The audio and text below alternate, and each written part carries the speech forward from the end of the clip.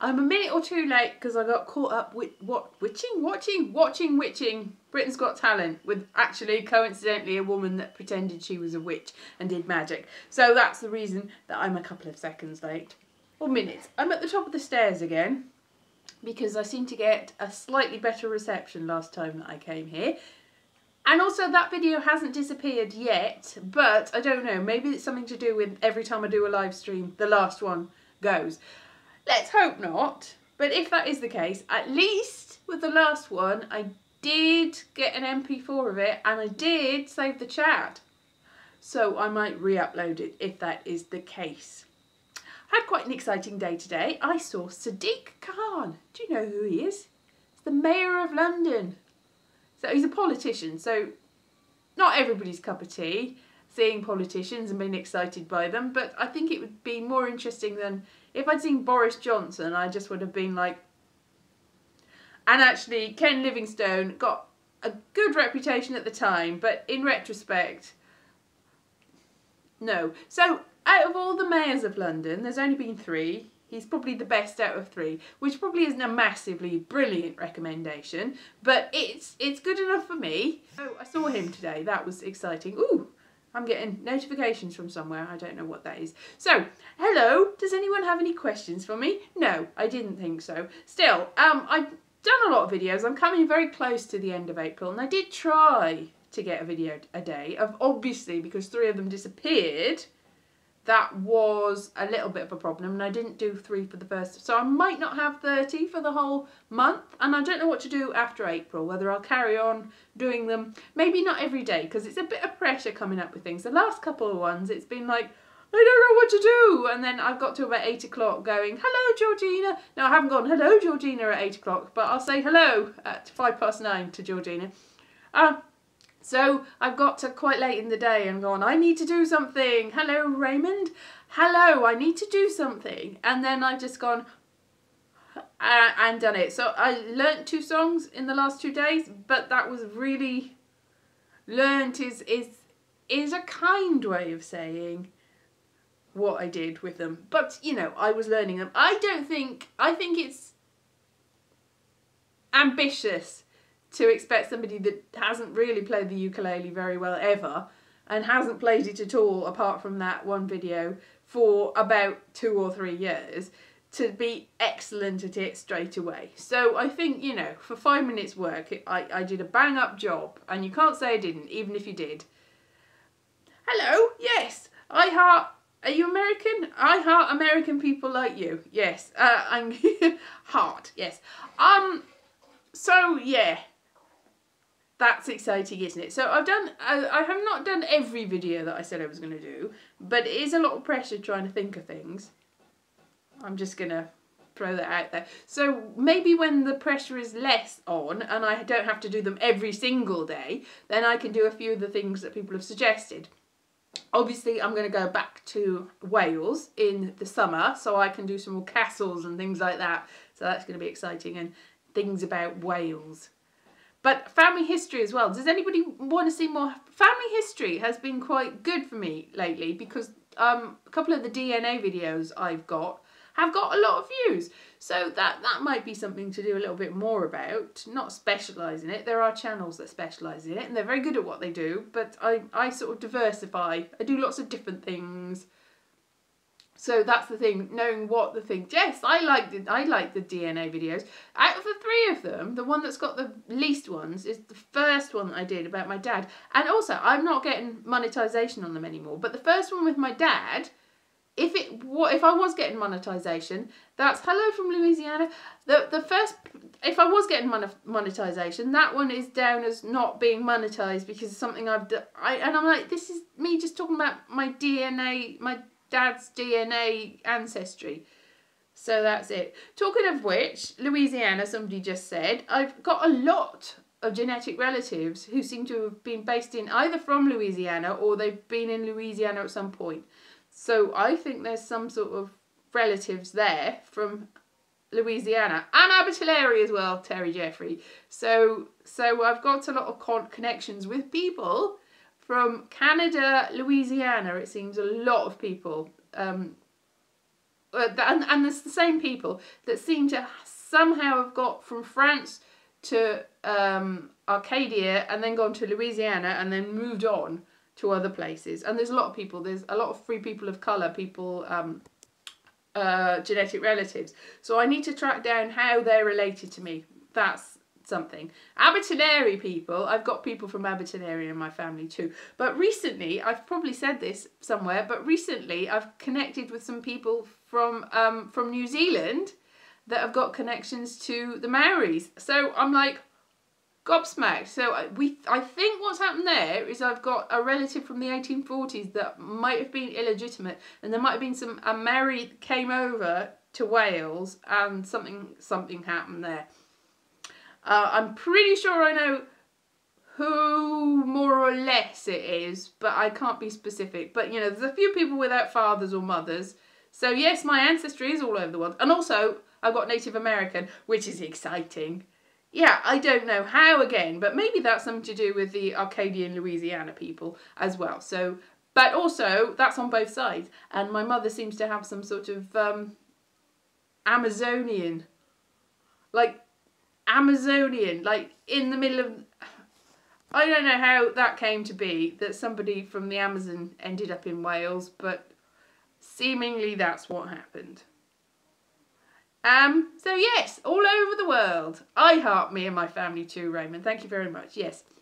So I might do some more DNA videos, and also there's, like, I said something about Courtney Cox and her boring relatives, because she had to go back like 4 million years to some royals, and everybody can connect with those. Anybody with even the slightest tinge, if you've even got one European ancestor in your family tree, I can guarantee you that you're going to be related to European royalty, because there weren't many people, and they had a lot of children, did the royals.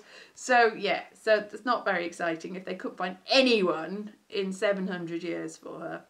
You know, and somebody's like, oh, well, I've got interesting people that went over in America from the Irish famine. I'm like, yes, see, that's within the last 200 years. So that's more interesting than Courtney Cox. A lot more interesting. So, not that she's not a wonderful person and a great actress and very beautiful and everything, but I think they must have really struggled to find someone for her. So, what's happened? Apart from politicians, DNA and Courtney Cox, what's happening in the world at the moment? Anything exciting that's happened? Oh! Abba have reformed, apparently, or they're going to reform. And Donald Trump is coming over to Britain.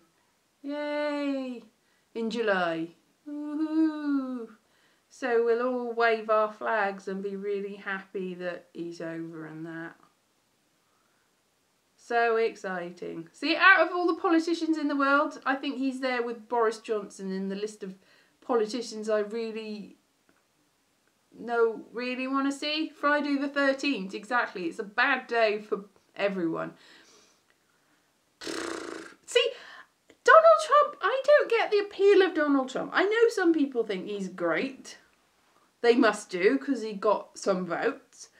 But even when he was like a businessman, it was, over here, the person that got all the airtime was his wife. Ivana Trump was on all the talk shows. She was hilarious and funny, and she talked about her shoes like some sort of cut price Imelda Marcos. And she was just really funny and nice. And then every now and then they'd sort of cut to her, Donald Trump, and you'd go, oh, that guy that's married to Ivana. Pfft, stupid guy. She was the star. Why is she not? I mean, I know she wasn't born in America, so that's probably the only reason that she is not the president of the United States instead of Donald Trump, is that she wasn't born there. Oh, that's the only reason. That's the only reason I can see. So, yeah. Politicians, what else is happening in the world? Oh, yeah, it's depressing stuff mainly. Like, there's, like, terrible stuff happening in this country. It's very sad. So that's cheerful. So let's move on to other things that aren't horrible. And move away from politics. That's always good. I try to steer away from politics, but it's in the back of my mind going, keep a light on it. Keep everything cheerful and happy and amazing. So that's what we're doing. Is we're pretending that everything's really great when it's really not. But it's really great. Hooray, hooray for everything. Oh, my eyes are going all starey. Like Marty Feldman or something. Yeah, we should do a remake of Young Frankenstein with me as Eagle. That would be a thing. It's on in the West End at the moment, and some people have seen it and said it's good, and some people have seen it and said it's not as good as they thought. But, you know, it's Mel Brooks, and Mel Brooks is one of the very few celebrities of the past that hasn't been tainted with terrible scandal and ignominy. That's a good word. Ignominy. So he's one of the very few people that we can still respect and like and not have any problems with. Please, please don't say anything. I'm hoping that nothing bad ever comes out about Mel Brooks, because he is really a sort of touchstone, a sort of thing to cling to. When everything else is going wrong, at least we've got Mel Brooks. So Mel Brooks is is the highlights of the 20th century, really, I would say, because there's a lot of rubbish stuff. I know it's the 21st century now, but he was big. He was at his biggest. I mean, he's still around. He's still alive. A+ for British films. British films can be good. Sometimes they are. I like a good Ealing comedy. And Powell and Pressburger, like A Matter of Life and Death. That's a very good film. There's some not so great British films. Oh, Room with a View, that's good. So there are good British films, and there are some terrible British films. But, you know, like in the 30s they tried, 1930s, not 2030s, because we haven't got that. In the 1930s, I think Britain tried to have sort of comparable with Hollywood film industry, but all we could come up with was Jessie Matthews, who's lovely. I know people that knew Jessie Matthews and say she was an amazing person, but really, you can't really compare her with the Hollywood stars. And Gracie Fields, I mean, she was very localised, she was very Lancashire, and she's great, but she's a big star. And if you've ever heard her singing, like Sally, Sally, Pride of Our Alley, then you will know that George Formby, ukulele hero. He's better than me at ukulele, obviously, but really, this is a sort of British film star that we used to have. Yeah, I could go on all day about British film stars. Why would you do that, though? Why would you do that? There are some, but at the moment we've got Tom Hiddleston, who is, I think I like Tom Hiddleston, but a lot of people have said that they don't like Tom Hiddleston. Like, a lot of people on my Facebook page, a lot of people on the TV. And I'm like, yeah, no, he's alright, he's innocuous. Out of all the posh actors, he's one of the least annoying. But posh actors, that's the trouble is, there's too many posh actors. Norman Wisdom, yeah, I like Norman Wisdom. My father likes Norman Wisdom a lot more than I like Norman Wisdom. But Norman Wisdom, again, I've heard stories about Norman Wisdom being not as lovely and nice as you'd want him to be. But I'm sure he's not the worst of the worst. He's one of the better ones, I suppose. And he's funny if you like slapstick and pathos. He's good at pathos and slapstick and singing quite well. He's a good singer. So yeah, and he's funny and he's big in Albania. But I think he's probably bigger in Albania than he was in Britain, because I don't think they had many foreign films in Albania during the communist era. So Norman Wisdom was the pinnacle. So yes, you too could be big in Albania. He's quite a small person though. He was. He's not alive anymore. He's quite a small person, but he was big in Eastern Europe. Is Albania Eastern Europe, or is that it's sort of Eurasia really? It's on the border of Europe and Asia. Eurasia. Why are we talking about this? I don't know. I don't know what I'm talking about. Kate Winslet. Get Kate Winslet. She's probably big in Albania as well. She's big all over. She's not that big. Yeah, that's the thing. It's like, you know, she's a normal sized person. And so she's got a reputation for being a little bit chubby. Like she was on a magazine cover and they slimmed her down, and she got everyone was like, why have they done that to Kate Winslet? That's not what she looks like. And it was only really obvious because, I mean, they do that to everyone, but because she's slightly more voluptuous than some of them, but not really. What do I know about Kate Winslet? Oh, she went to the same gym as somebody that sat next to me in work, because the gym was in our same building. So I didn't go to the gym. So she goes to the gym. That's something to know. Well, she did. It was a long time ago now. I don't know. Kate Winslet. Titanic's alright. Again, that's been surpassed. That's not the biggest film ever. Like, it was for ages the biggest film ever, wasn't it? Titanic, and then what's the biggest film now? Probably one of the Marvel Universe ones. Yeah, it hasn't been the biggest film for a long time. I have to look on the IMDb. I used to look on the IMDb all the time and like pay close attention to what all the films were and how what the box office was and how much things had made, and I don't do that anymore. I don't know why I did in the first place. Maybe it was because I was working in that sort of industry where I had to know about facts and figures so I could write about them. But since I stopped writing about films and TV, I don't really pay much attention. I used to always be on like Box Office Mojo and looking at what things had made in whatever country and whether they actually made their money back. I used to be really interested in whether things made their money back, and now I don't care. Does it matter to me? No, it didn't matter to me then, but I get really, really upset if a film that I thought was quite good didn't make enough money to justify a sequel in America. That's it as well. Things can make lots of money in America, but not really do very well anywhere else, or do very well worldwide, but because they didn't do as well in America, then you never hear them again. Like, I like Master and Commander.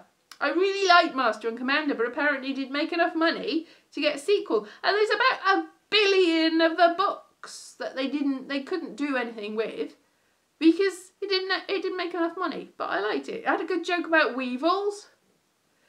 Always good to have. You don't see many jokes about weevils, but there was one in that, and it was good. Poor Bettany. What do you don't see him anymore, do you? What's happened to him? He was the voice in. He's the Tony Stark's robot butler's voice, not robot, like AI, isn't he? Yeah. Avatar. Yeah, Avatar was big after Titanic, but that's been surpassed a long time ago. And Avatar, let's be honest, Avatar didn't really deserve to make any money at all. I saw it in 3D, but it was really dodgy 3D. I think the glasses were on backwards or something. It was like, I think there was bubbles in it at one point, or like dandelion spores or something like that. And it was like, oh, that's quite nice, but this is not a good film at all.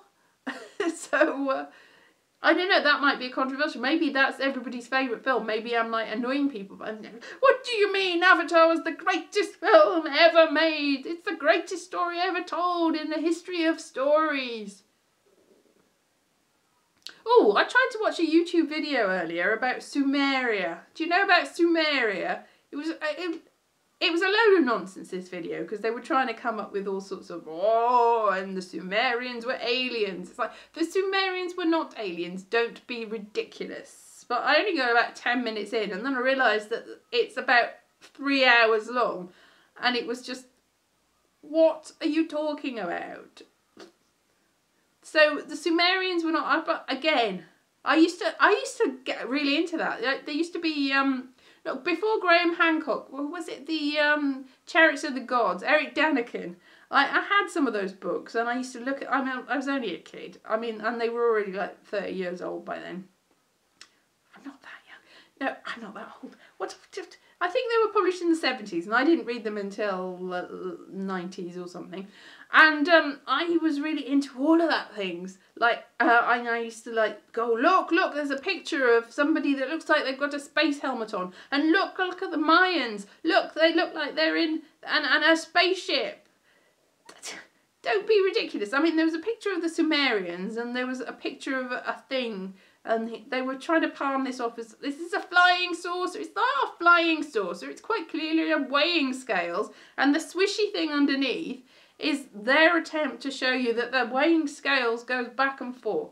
It's like all of these things are completely obviously not flying saucers and aliens. But I got really into that and thought that I don't ever believe that I believed it, but I did really think, oh, that's interesting, I'll read another one of those books. And then they had loads of books about like Blood of the Sacred and Blood of the Damned as well about that time. And about the time, not the same time as Eric von Däniken, but the same time as I was reading Eric von Däniken. So I'd go, whoa, and I'd go to the library and pick up another book about some mystical, weird rubbish about nothing. And yeah, Graham Hancock and all those people. But what's the people that did the thing about the pyramid, that they reckon that there was stuff under the Sphinx and the pyramid was older than they thought it was? It's like, it probably isn't. It's just, and what is the pyramid anyway? So I did a whole Edinburgh show about this nonsense and nobody thought that that was interesting then, so I don't know why I'm carrying on about this. But it was all about archaeology and rubbish and who's a real archaeologist and all the stuff they said. And Zoe was it? I don't know, I can't remember anything about it. The guy that's like the head Egyptian archaeologist that was trying to say that there was a secret passage in the pyramid. Do you remember that? And I went to an event at the British Museum. They had a big gala dinner. It was lovely. It was really nice. They had all Egyptian food and everything. And we were in the mummy, not in the mummies, in where the Egyptian hall in the British Museum, and it was really great. And it was like, yeah, we're here after dark, oh. And we were waiting for them to have a satellite feed about the opening of that passage, because there was going to be something amazing and marvellous in it, and we were like, so exciting. And there was a raffle. I won a prize of a book in the raffle. We waited and waited and waited, and then we realised that the satellite feed, because Egypt's a different time zone, that they'd mistimed it, and we had to be out by a certain time, and they weren't actually going to get there until about 2 hours after we were out of there. So that was rubbish. So then it was like, oh, the mystery. Now I'm going to wait until the morning and see what they found. And they didn't find anything. It was just like an air shaft or something. Unless there was something so secret and mysterious that they didn't want us to know what it was. Could have been that. Wasn't that. Could have been that though. So yes, that was good. But I had another time where I was in the Egyptian part of the British Museum for another event. Because when I was a journalist, they used to do stuff like this. And it was a little bit more prosaic, that it was the launch of the Scorpion King, which is the half sequel to The Mummy and The Mummy Returns. And it had The Rock in it, and it was entertaining, but I think we were sort of, because they gave us alcohol, for one, and then they gave us a chocolate scorpion and some cobra curry. I'm not sure what cobra curry's got to do with the Scorpion King, but they gave us a chocolate scorpion, and everyone's like, I'm not eating that. And I'm like, I'm going to eat it, because we were drunk. So I ate the chocolate scorpion while I was in the Egyptian Museum in the British Museum while watching the Scorpion King late at night. So that's something. Not something interesting or exciting, but that's something. So I've eaten a scorpion. It was horrible. It tasted like, you know, at the bottom of popcorn when it hasn't actually popped properly, and you get all sort of crumbly bits, and they're hard and they don't really taste of anything.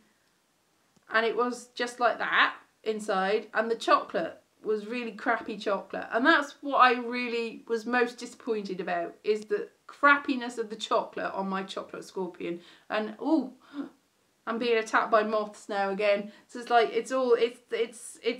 maybe it's a scarab beetle, maybe it is the Mummy Returns. I've got a curse on me for eating scorpions in amongst all the sarcophagi and various things. I was really, really close to the Rosetta Stone when I ate the scorpion.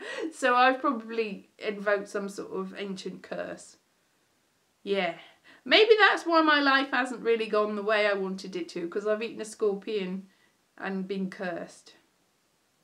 What does anyone think? Everyone's gone really quiet. Is anybody still there? Are you just like, what are you talking about? You're just like stunned into silence. It's like that scene in The Producers, going back to Mel Brooks, where everyone's like in the front row after Springtime for Hitler.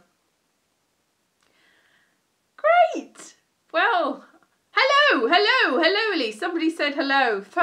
They've broken the silence. Hello, James. He lives near me. Yay. So, what can I do? What other videos can I do in the next couple of days to fulfill my quota of stuff? No one likes crappy chocolate, exactly. Scorpions, I can just keep eating them, and that's fine, I don't care. Insects are fine. Your old video with the avocado. Yes. What was my old video? I've got like 812 videos now, so it could have been any... Have I made one with avocado? I don't know. I must have made one with an avocado, because I've done almost all the vegetables that are possible to be making into... I mean, if it's a really small vegetable that's microscopic... Yoga, I can't do yoga. I have got a yoga mat though. I got a yoga mat, again, from when I used to do my job as a TV and film reporter, that they used to send me all sorts of nonsense sort of gifts. I could do fruit, yeah. Nonsense gifts. So they sent me a yoga mat to advertise a program about Sparta. Because apparently a yoga mat is exactly like the sort of bed that Spartans used to use. A foam yoga mat. I don't think it is, but alright. I think they just got them as a job lot and they had to sort of brand them with the History Channel and pretend. Talking of which, the History Channel, I think it went downhill sometime while I was doing it. I mean, it's great, but they all of a sudden did a drama documentary about Nostradamus.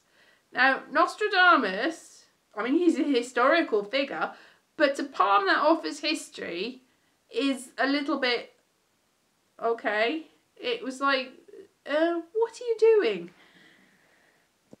It's probably, yeah, I mean, I saw... that wasn't on the History Channel then. There's another thing that was on the History Channel, but another thing that I did something about was a Noah's Ark miniseries with Sidney Poitier in it, but not the Sidney Poitier you're thinking about. Sidney Poitier's daughter, Sidney Poitier, which was like, oh, Sidney Poitier named his daughter Sydney. I think it's spelt slightly differently, but even so, you cannot see the way it's spelt when you're saying it. So it's like, why? What? It is a girl's name though. As it turns out, going back to family history, I did, like 200 years ago, one of my great-great-great-great-grandmothers is called Sydney. So I can't fault him on that. I can't say what, but it's still a little bit like George Foreman meant, I think he named half his children George and the other half George. All of them were called George. So it's a little bit like, why? Why would you call your child after yourself? But talking of which, the royal babies, they're just called Louis. But apparently Prince George's middle name, Prince George is the older one, and this one's the youngest one. Prince George's middle name is Louis. So they've named two of their children Louis. That's going to be confusing, is it? What if... Why? What if one of them's on the throne and then something awful happens and the other one's on the throne? Well, it's not going to happen because they've got the way they do it. So it's going to be... The girl will be on the throne now first. But, yeah, so it's not going to happen. It's going to be fine. No, forget me. Unless something terrible happens, they'll all be on the throne. No, only one of them will be on the throne. Yeah. So, exactly. Louis was born on St. George's Day and was called Louis. And George wasn't born on St. George's Day. But he's also called Louis anyway. It's just Louis. They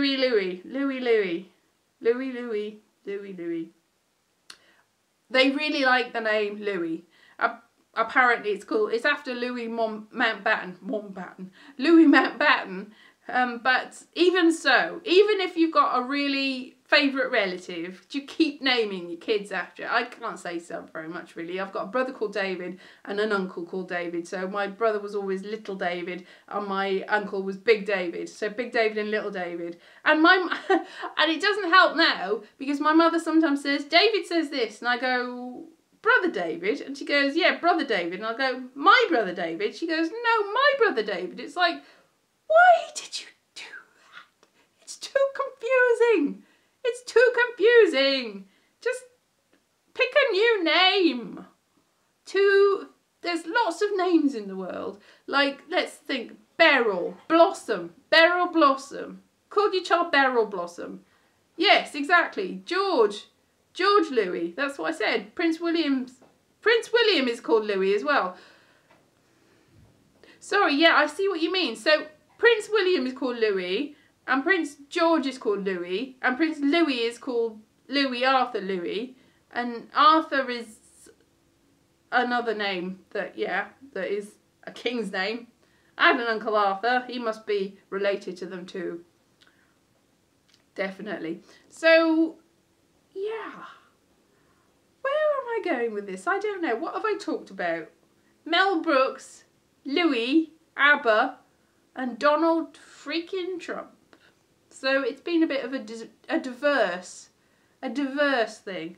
It's a bit trippy, isn't it? It just sort of skips through. It's a stream of consciousness that's interrupted by every now and then somebody says something and I go, what? Yes, I'll talk about that now. Yes. So trippy is a word for it, but at least I'm not playing the ukulele at you today and doing it badly. So thank heaven for small mercies.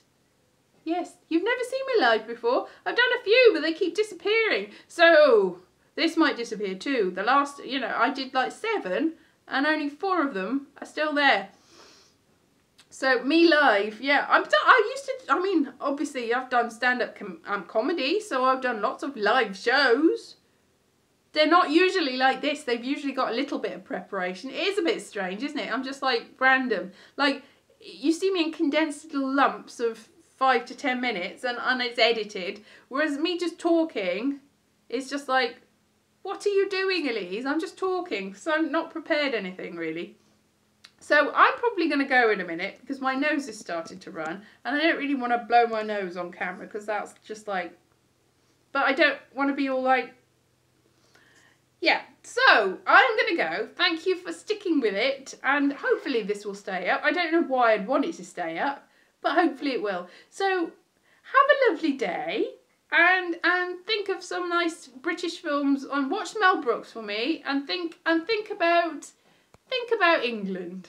Lie back and think about England and Louis and Prince George and how, why have they got the same name? Why's everybody got the same name? Everybody in Britain's got the same name. Let's just face it, we're all called George. George, Louis, Arthur. That's all of us. Okay then. Bye bye.